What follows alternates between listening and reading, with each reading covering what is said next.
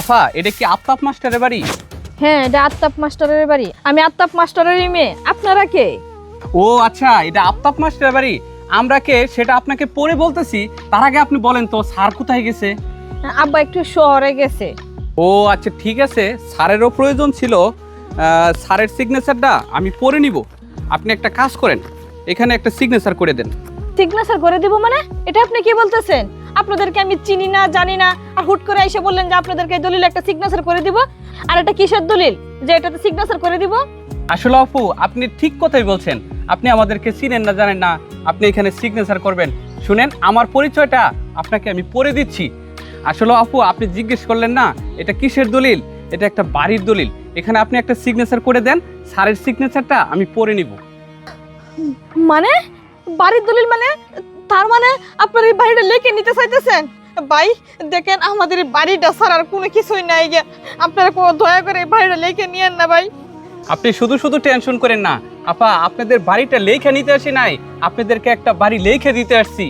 শুনেন, আমি একজন স্কুল মাস্টারের মেয়ে, আমাকে এত বোকা পাইবেন না। আপনারা বাড়ি লেখে দেওয়ার নামে আমার এই বাড়িটা লেখে নিতে চাইতেছেন না।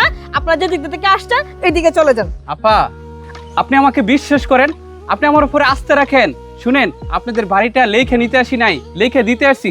আপনি একটা কাজ করেন, এই দলিলটা আপনি ঘরে নিয়ে রাখেন। স্যার আসলে স্যারকে দিয়েন, স্যার দেখলেই সব কিছু বুঝতে পারবে। এই নেন। আচ্ছা ঠিক আছে ভাই। বাবা যদি এসে জিজ্ঞেস করে আপনাদের নাম কি, আমি তো আপনাদের নাম জানি না। ও আচ্ছা, আমার নাম মোহাম্মদ শফিকুল ইসলাম। এই নেন, এই যে এই কার্ডটা স্যারকে দিয়েন, স্যার দেখলেই চিনতে পারবে। আচ্ছা ঠিক আছে ভাই। আচ্ছা ঠিক আছে, আসি। আসসালামু আলাইকুম। মা ছুটি না, মা ব্যাগটা নাও। আমি বাবা। খুব ক্লান্ত। তুমি আইছো, আর তোমাকে যে কাজ দিছিলাম সেই কাজগুলো ঠিক মতন করছো তো? হ্যাঁ মা, ঠিক মতো করছি মা, কিন্তু যে টাকা পয়সা দিয়েছিলে সে টাকা দিয়ে হয়নি মা। আমি 5 কিলোমিটার দূর থেকে হাঁটে আসছি মা, আমি খুব ক্লান্ত মা। আমি একটু রেস্ট করব মা। আচ্ছা ঠিক আছে বাবা, যাও তুমি। মা ছুটি, এই ব্যাগ এখানে কেন?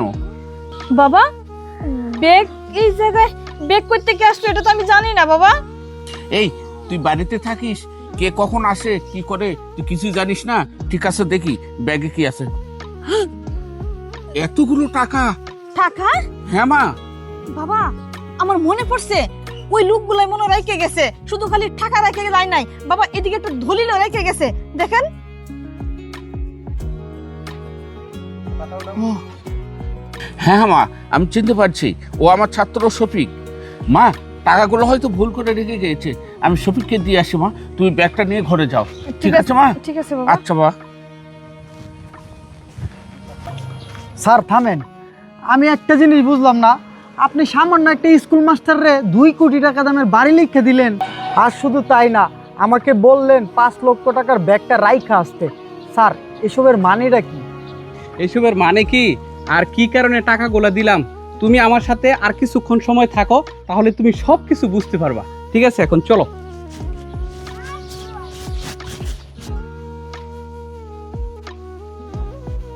স্যার স্যার স্যার, আসসালামু আলাইকুম। ওয়ালাইকুম সালাম। স্যার, আপনি ভালো আছেন? জি বাবা, তুমি কি শফিক? হ্যাঁ স্যার, আমি শফিক। বাবা, তুমি বোধহয় আমার বাসায় গিয়েছিলে। জি স্যার, আমি আপনার বাড়িতে গিয়েছিলাম। ও ভুল করে এই টাকাগুলো আর এই দলিলটা রেখে আসছো বাবা। না স্যার, এই টাকা আর দলিল আমি ইচ্ছা করে রেখে আসছি। বাবা, কি বলতেছো এগুলো কথা? তুমি ইচ্ছা করে রেখে আসছো, তবে কেন? হ্যাঁ স্যার, আমি ইচ্ছা করে এই টাকাগুলো রেখে আসছি। কেন রেখে আসছি স্যার, আপনি এগুলোর কথা কি বলতেছেন? আপনি কি ভুলে গেছেন সেই কথাগুলো?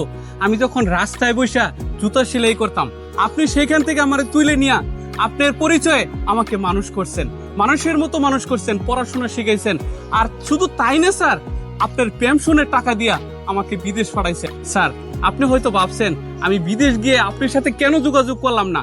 স্যার, আমি যখন বিদেশ গেছি তখন আত্মীয় স্বজন এবং আমার বন্ধু বান্ধব এবং আপনার নাম্বারটা আমি নিয়ে গেছিলাম সাথে করে ডায়েরিতে লিখে। স্যার, বিদেশে যাওয়ার পর আমার ডায়েরিটা হারিয়ে গেছে, এই জন্যে আপনার সাথে আমি কোনো যোগাযোগ করতে পারি নাই। স্যার, আমি দেশে আসছি আরো 6 মাস আগে। আমি আপনার সাথে ইচ্ছা করেই দেখা করি নাই, কারণ আমি খালি হাতে আপনার সাথে দেখা করতে চাই নাই। এখন আমি ঢাকা শহর একটা বাড়ি করছি 2 কোটি টাকা দিয়া, আর সেই বাড়ির দলিলটাই হলো এইটা। স্যার, এই টাকাগুলো আর এই দলিলটা আপনি যদি গ্রহণ করেন তাহলে আমার জীবনটা ধন্য হবে স্যার। দেখো বাবা শফিক, আমি তোমার জন্য যা করছি আমি এগুলো পাবার আশায় নয় বাবা। তুমি একজন রাস্তার ছেলে ছিলে, রাস্তার জুতা সেলাই করতে। আমার পেনশনের টাকা দিয়ে আমি তোমাকে বিদেশ পাঠাইছি বাবা, তুমি অনেক বড় হও এই আশার জন্য। আমি এই জমি টাকা কি করব, আমি আর কয়দিন বাঁচবো বাবা, এগুলো আমার প্রয়োজন নাই বাবা। স্যার আপনি এসব কথা বলবেন না স্যার। আমার শরীরের চামড়া দিয়ে যদি আপনার পায়ের জুতা বানিয়ে দেই, তারপরে তো স্যার আপনার ঋণ সুদ হবে না কোনোদিন। স্যার আপনি এই দলিল আর এই টাকাগুলো রাখেন, তাহলে আমার জীবনটা ধন্য হয়ে যাবে স্যার। বাবা শফিক, তুমি যে সম্মানটা আমাকে দেখালে, আর সন্তান হলেও বাবাকে এতটুকু সম্মান দিত না। বাবা তোমার মতো একটা ছাত্র মাস্টার হয়ে গর্বে আমার মন ভরে গেছে বাবা। আমি দোয়া করি তুমি অনেক বড় হও বাবা, অনেক বড় হও, অনেক বড় হও।